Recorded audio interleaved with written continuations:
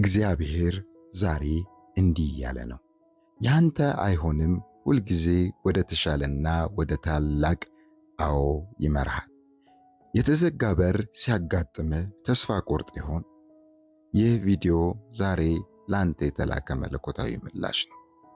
በሕይወትህ በተዘጋ በር፣ ባጣኸው ዕድል፣ በዘገየብህ መልስ ወይም ባልተሳካ ሕይወት ዕቅድ ልብህ የተሰበረና ያዘንክበት ጊዜ እንዳለ እግዚአብሔር ያውቃል።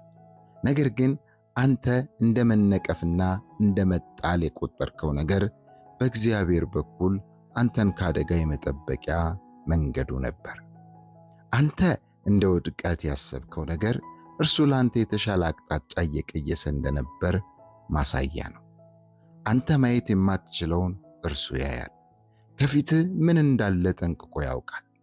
ለአንድ ነገር አይሆንም ካለ ላንተ ያሰበው እጅግ በጣም የተሻለ ነገር ስላለ ብቻ ነው።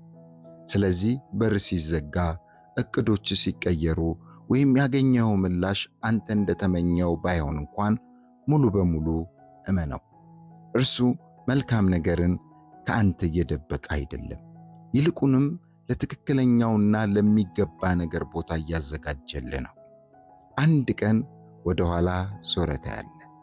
በዚያን ጊዜ አንተ በፈለግከው መንገድ ላልተመለሰልህ ጸሎቶች ሁሉ እርሱን ታመሰግናለህ።